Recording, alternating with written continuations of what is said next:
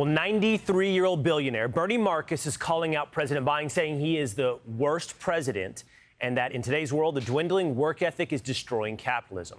Marcus is the Home Depot co-founder, and he's saying, quote, "Today, nobody works. Nobody gives a damn. Just give it to me. Send me money. I don't want to work. I'm too lazy, I'm too fat, and I'm too stupid."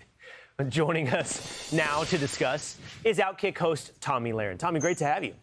It almost sounded like that was a quote from me, so I don't know if there's anything else I need to say there, but I can just say I agree wholeheartedly. I think they say ditto. Yeah, I echo that sentiment 100%. You know, it would be nice, though, to hear a corporate CEO speak so honestly and bluntly while they were still corporate CEOs. You know, I don't know what kind of shackles are placed upon someone under the banner of capitalism and needing to make the most money possible, but I think we need more people standing up and speaking the way that Marcus is speaking now while they're still in power.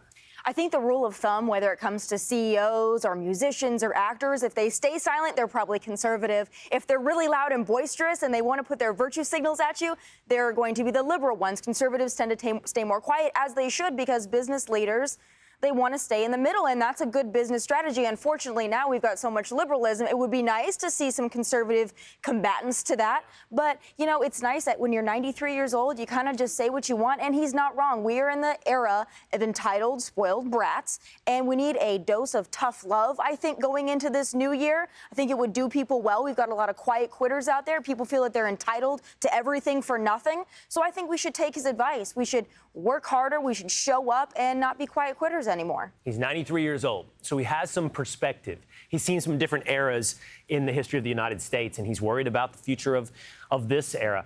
By the way, he said, "I'm too lazy, too fat. Too many people are too lazy, too fat." Let's turn to this, Tomi.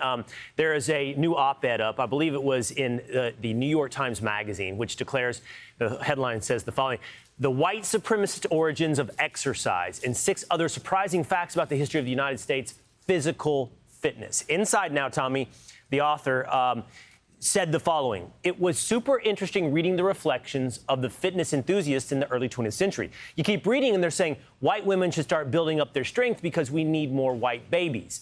They're writing during an incredible amount of immigration soon after enslaved people have been emancipated. This is totally part of a white supremacy project. Exercise. Racist, Tomi."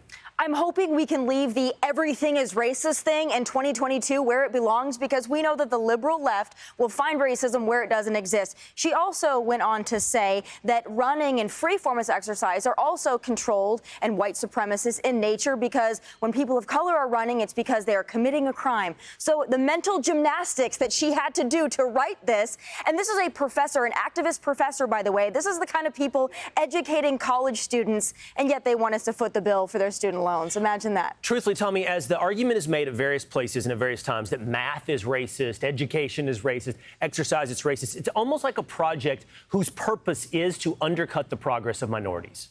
No, it is. And if you think everything is racist and you exist in a system where everything, even positive things, are racist, how does anyone accomplish or thrive in that kind of environment? Not everything is racist. Everybody has an opportunity. Instead of preaching victimhood, and this goes back to the CEO of Home Depot as well, instead of preaching victimhood, let's preach empowerment and changing your situation through hard work. Maybe we get somewhere. Absolutely.